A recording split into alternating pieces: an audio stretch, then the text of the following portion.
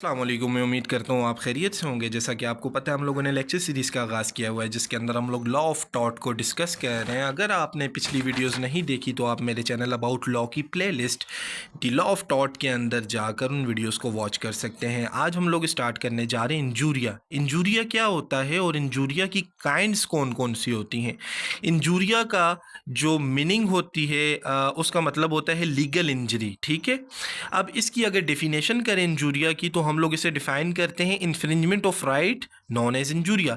मतलब जो राइट्स की वायलेशन होती है, जो राइट्स की ब्रीच होते हैं, जो राइट्स को तोड़ा जाता है उसे हम लोग इंजूरिया कहते हैं। लॉ ऑफ टॉट के अंदर जो हमारे पास लीगल इंजरी किसी भी पर्सन को दी जाती है वायलेटर की तरफ से, राइट्स तोड़ने वाले की तरफ से, उसे हम लोग इंजूरिया कहते हैं।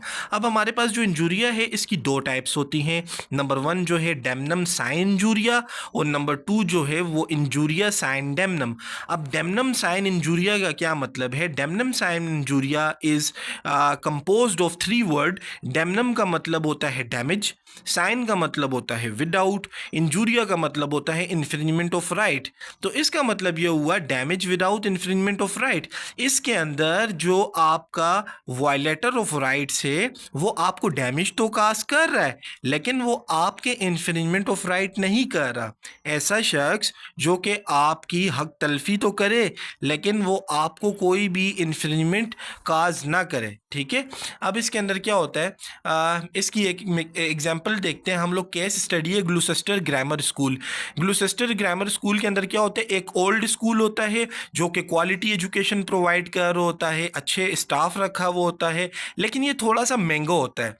एक न्यू स्कूल ओपन होता है उसके साथ ही जो कि थोड़ी सस्ती एजुकेशन प्रोवाइड करता है, लेकिन क्वालिटी ऑफ एजुकेशन जो होती है उस स्कूल की, पुराने स्कूल की और नए स्कूल की सेम होती है। टीचर भी दोनों के अंदर जो है तकरीबन एक ही स्टैंडर्ड के होते हैं।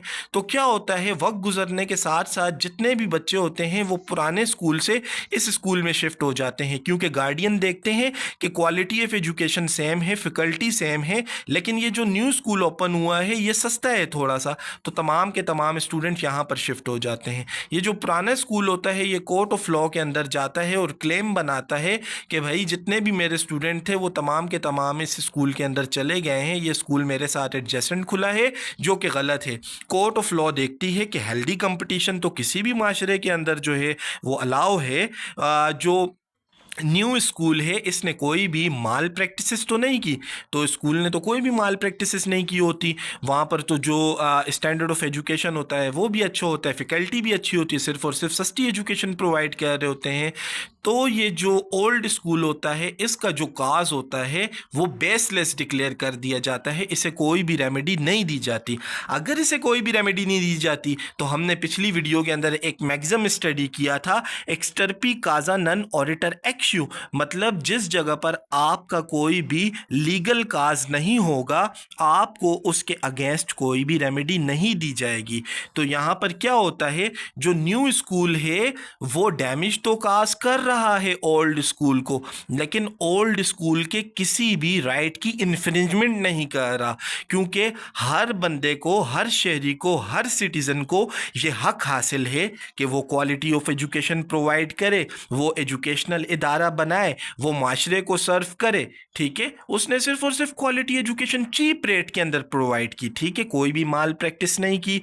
तो यहाँ पर जो ए का जो है बनाए दावा है वो बेसलेस है, इमोरल है, क्योंकि जो बी है न्यू स्कूल ओपनर है उसने किसी भी किस्म की माल प्रैक्टिस नहीं की। ठीक है, तो इसके अंदर ए को जो है डैमेज तो काज हुआ लेकिन विदाउट इन्फ्रिंजमेंट, तो क्या होगा, damnum sine injuria, damage without infringement. ठीक है, यह था केस स्टडी जिसके अंदर हमने देखा ग्लूसेस्टर ग्रामर स्कूल को। एक और देखते हैं, mayor versus Bradford versus pickle. इस केस के अंदर क्या होता है, इस केस के अंदर जो ब्रैडफोर्ड होता है उसका एक पानी का कुआं होता है, ठीक है, और वो पानी बेच रहा होता है। यहाँ पर एक और करेक्टर है पिकल। पिकल के पास भी एक ज़मीन होती है। पिकल कहता है कि ब्रैडफोर्ड मेरी ज़मीन ख़रीद लो, मुझे पैसों की ज़रूरत है। ब्रैडफोर्ड कहता है कि नहीं भाई, मैं तुम्हारी ज़मीन नहीं ख़रीद रहा, मेरे पास ऑलरेडी पीस ऑफ लैंड है, उस पर मैंने कुआं बनाया हुआ है और मैं पानी बेच बेचता हूँ। अब यहाँ पर फैक्ट क्या होता है, इशू कहाँ से क्रिएट होता है। जो पिकल की ज़मीन होती है ना वो थोड़ी सी नीचे लोकेट करती है, और जो ब्रैडफोर्ड की ज़मीन होती है वो थोड़ी सी ऊंची जगह पर लोकेट करती है। पिकल के दिमाग में आइडिया आता है, पिकल अपनी जगह पर डिगिंग करता है और यहाँ पर भी वाटर वेल बना लेता है, पानी का कुआं बना लेता है। अब जो ब्रैडफोर्ड की ज़मीन होती है वो थोड़ी सी ऊंची होती है, पिकल की नीचे होती है, तो ब्रैडफोर्ड का जो पानी होता है वो कम हो जाता है, ठीक है, क्योंकि उसकी जगह ऊंची होती है। अब पिकल यहाँ पर पानी का कुआं बनाकर अपनी ज़मीन से भी पानी बेचना स्टार्ट कर लेता है। अब ब्रैडफोर्ड कोर्ट ऑफ लॉ के अंदर जाता है, कहता है कि भाई पिकल ने पानी का कुआं बनाया है, इसकी वजह से मेरा जो पानी था वो मुतासिर हो गया है। अब कोर्ट देखता है कि पिकल के पास जो ज़मीन थी वो लीगल थी, हाँ भाई लीगल थी। आया जो पिकल पानी बेच रहा है उसके अंदर कोई इलीगल प्रैक्टिसेस तो इन्वॉल्व नहीं है, नहीं भाई कोई भी इलीगल प्रैक्टिसेस इन्वॉल्व नहीं है। जिस तरीके से ब्रैडफोर्ड के हक हासिल है कि वो अपनी ज़मीन पर कुआं बना सकता है, बैन इसी तरीके से पिकल को भी हक हासिल है कि वो अपनी ज़मीन पर कुआं बना सकता है। तो कोर्ट ने जो ब्रैडफोर्ड ने क्लेम किया था कोर्ट के अंदर, कोर्ट ने उसे मुस्तरद कर दिया, ठीक है। और कोर्ट ने ये हेल्ड किया जिस तरीके से ब्रैडफोर्ड को अपनी ज़मीन पर कुआं बनाने का हक हासिल है, इसी तरीके से पिकल को भी हासिल है। अब पिकल की ज़मीन नीचे है तो और ब्रैडफोर्ड की ज़मीन ऊपर है, ये तो उसे नेचुरल बेनिफिट हासिल है, ठीक है। इसने कोई भी उसे जो है उसके लीगल राइट की इन्फ्रिंजमेंट नहीं की। तो इसके अंदर क्या होता है, डैमनम साइन इंजूरिया अट्रैक्ट होता है। अब पिकल ने जो है उसे डैमेज तो कॉज किया ब्रैडफोर्ड को, लेकिन उसके लीगल राइट्स की इन्फ्रिंजमेंट नहीं की, क्योंकि उसने अपनी ज़मीन के अंदर कुआं डिगिंग किया और अपनी ज़मीन से बिजनेस स्टार्ट किया, ठीक है। ये दो थे केस लॉ जो कि डैमनम साइन इंजूरिया को अट्रैक्ट करते थे। एक के अंदर क्या हुआ, स्कूल ओपन हुआ, दूसरे स्कूल को डैमेज तो किया लेकिन दूसरे स्कूल का कोई भी लीगल राइट वायलेट नहीं किया। तो क्या हुआ, damnum sine injuria damage without infringement of right, के इन्फ्रिंजमेंट ऑफ राइट नहीं हुई, ठीक है। दूसरे के अंदर क्या हुआ, पिकल ने कुआं तो डिग किया लेकिन जो ब्रैडफोर्ड था जिसका पहले से कुआं एग्जिस्ट करता था उसके लीगल राइट को वायलेट नहीं किया, लीगल राइट को इन्फ्रिंज नहीं किया। तो इन दोनों केस लॉ के अंदर कौन सा आपका मैक्सिम्स ऑफ टॉर्ट अट्रैक्ट होता है, एक्सटर्पी काजा नन ऑरिटर एक्शू, मतलब no action lies for baseless और इमोरल कॉज। इमोरल कॉज के लिए अगर आप कोर्ट ऑफ लॉ के अंदर जाओगे, जैसा कि ब्रैडफोर्ड गया, जैसा कि आपके पास ओल्ड स्कूल का मालिक ग्लूसेस्टर गया, तो इन दोनों को क्लेम नहीं दिया गया, इन दोनों को रेमेडी कोर्ट ऑफ लॉ की तरफ से प्रोवाइड नहीं की गई, क्योंकि इनको बनाए दावा हासिल ना था, इनको कॉज ऑफ एक्शन हासिल ना था। अब दूसरी टाइप को डिस्कस करते हैं इंजूरिया की, जो कि है इंजूरिया साइन डेमनम। देखो इसको उलट कर रहे, डेमनम sine injuria, injuria sine damnum. अब इंजूरिया साइन डेमनम का क्या है, इंजूरिया का मतलब होता है इन्फ्रिंजमेंट ऑफ राइट, साइन का मतलब होता है विदाउट, और डेमनम होता है डैमेज। तो whenever a right of a person infringe but there is not a damage are known as injuria sine damnum. अब इसके अंदर क्या हो रहा है, इसके अंदर बंदे का जो राइट है वो इन्फ्रिंज हो रहा है लेकिन डैमेज नहीं हो रहा। पिछले के अंदर उसका जो राइट था वो इन्फ्रिंज नहीं हो रहा था लेकिन उसे डैमेज काज हो रहा था। इसके अंदर क्या हो रहा है, उसका लीगल राइट इन्फ्रिंज हो रहा है लेकिन उसे डैमेज नहीं काज हो रहा। तो इस सिचुएशन के अंदर क्या होगी, पिछली सिचुएशन के अंदर तो उसका लीगल राइट इन्फ्रिंज नहीं हो रहा था लेकिन उसे डैमेज काज हो रहा था, तो कोर्ट ऑफ लॉ ने कहा कि भाई तुम्हें रेमेडी प्रोवाइड नहीं की गई। लेकिन भाई इसके अंदर रेमेडी प्रोवाइड की जाएगी, ऑल दो से डैमेज कॉज नहीं हो रहा लेकिन लीगल एग्जिस्टेंस तो मौजूद है ना, लीगल राइट तो उसका इन्फ्रिंज हो रहा है। तो क्या होता है, आपके पास एक एशबे एंड वाइट का केस लॉ है। एशबे जो होता है वो क्वालिफाइड वोटर होता है और जो वाइट होता है वो आपका प्रिजाइडिंग ऑफिसर होता है, ठीक है, जो कि इलेक्शन वहाँ पर सारी चीज़ें मेंटेन कर होता है। एशबे जो है वोट डालने के लिए जाता है। एशबे की जो एज होती है वो भी 18 साल से ज़्यादा होती है, CNIC भी होता है और एशबे का नाम इलेक्टोरल लिस्ट के अंदर मेंशन भी किया जाता है। लेकिन वाइट जो है एशबे को वोट नहीं पोल करने देता। एशबे क्या करता है, डायरेक्ट कोर्ट ऑफ लॉ के अंदर जाता है और कोर्ट ऑफ लॉ के अंदर कहता है कि भाई मैं फ़लाँ जगह पर फ़लाँ स्टेशन पर वोट डालने के लिए गया था, लेकिन उस जगह पर प्रिजाइडिंग ऑफिसर वाइट था, वाइट ने मुझे वो वोट नहीं डालने दिया। अब कोर्ट देखता है कि यहाँ पर इसे कोई डैमेज तो हासिल नहीं हुआ, इसे कोई नुकसान तो नहीं हुआ एशबे को, लेकिन एशबे का कानूनी हक था, उसका फंडामेंटल राइट था, उसका लीगल राइट था। जिस तरीके से दूसरे लोगों को वोट पोल करने दिया गया है उसी तरीके से एशबे को भी वोट पोल करने देना चाहिए था, जो कि वाइट ने नहीं करने दिया। तो क्या होगा, एशबे को इस सिचुएशन के अंदर मॉनिटरी कंपनसेशन दी जाएगी, किसकी तरफ से, वाइट की तरफ से। तो यहां पर टॉट का कौन सा मैक्सिमम अट्रैक्ट होगा, ubi jus ibi remedium, whenever there is a right there is a legal remedy.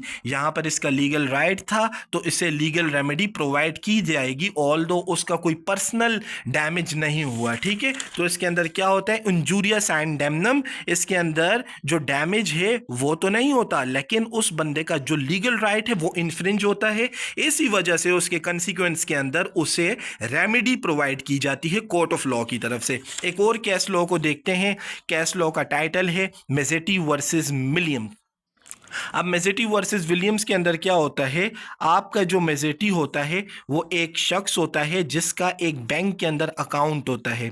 William जो होता है वो बैंक का जो होता है ऑफिसर्स होता है। ठीक है, अब मेजेटी जाता है बैंक के अंदर और बैंक को चेक प्रोवाइड करता है और कहता है इस चेक को कैश कर दो, मुझे इसकी नकदी दे दो। यानी कि जो मिसाल के तौर पर 10,000 रुपये का चेक है, 1 लाख रुपए का चेक है, इस चेक को रखो और मुझे ये पैसे कैश दे दो, 1 लाख रुपया कैश दे दो।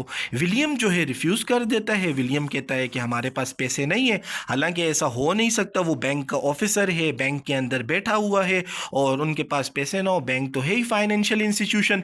तो मेजेटी क्या करता है, मेजेटी सीधा कोर्ट ऑफ लॉ के अंदर चला जाता है और कोर्ट ऑफ लॉ के अंदर एज अ प्लेंटिफ एक सिविल सूट दायर करता है, जिसके अंदर अपना यह मेंशन करता है कि मैं फलां बैंक के अंदर गया था, जिसके अंदर विलियम नामी शख्स जो है बैंक ऑफिसर था, उसने मेरे लीगल राइट को इन्फ्रिंज किया, मुझे कैश पे से नकदी रकम चाहिए थी, लेकिन उसने मेरा जो चेक था उसे बाउंस कर दिया, उसने मेरा लीगल राइट इन्फ्रिंज किया। मैं उनके बैंक के अंदर अकाउंट रखता था और मेरा ये लीगल राइट था कि मुझे चेक के बदले कैश के अंदर रकम दी जाती, लेकिन विलियम ने मुझे ना दी।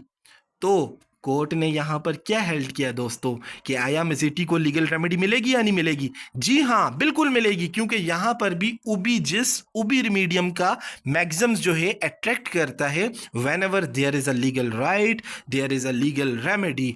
तो मेजेटी को मॉनेटरी फॉर्म के अंदर रेमेडी प्रोवाइड की गई, किस डैमेजेस की वजह से, जो डैमेजेस उसे विलियम ने दिए थे।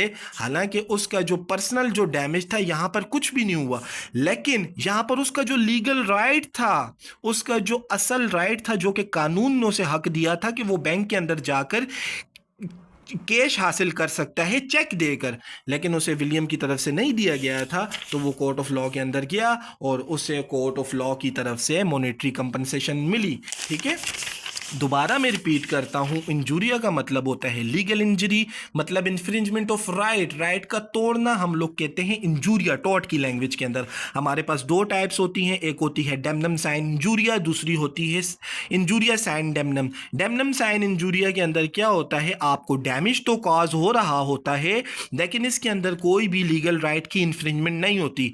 तो अगर डैमेज कॉज हो रहा है और लीगल राइट की इन्फ्रिंजमेंट नहीं हो रही, तो अगर लीगल राइट ही नहीं है, कानूनी हक ही नहीं है आपको, तो आप कोर्ट ऑफ लॉ के अंदर नहीं जा सकते। अगर आप कोर्ट ऑफ लॉ के अंदर नहीं जा सकते, तो डेमनम साइन इंजूरिया के केस के अंदर आपको लीगल रेमेडी टॉर्ट की नहीं प्रोवाइड की जाएगी। जबकि आपकी जो दूसरी टाइप से इंजूरिया साइन डेमनम, इसके अंदर आपको डैमेज तो कॉज नहीं हो रहा होता, लेकिन आपका कानूनी हक होता है, आपका लीगल राइट होता है, जिसकी वजह से आप कोर्ट ऑफ लॉ के अंदर जाते हो और बताते हो कि मेरा ये जो लीगल राइट है, जो कि प्रिंसिपल ऑफ लॉ के तहत मुझे मुहैया किया गया था, मुझे इस लीगल राइट से दूर रखा गया, लिहाजा मुझे इस लीगल राइट के अगेंस्ट जो है रेमेडी प्रोवाइड की जाए। तो कोर्ट ऑफ लॉ जो है यहाँ पर उबी जसबीर मीडियम के मैक्सिमम के तहत आपको रेमेडी प्रोवाइड करेगी in the form of monetary.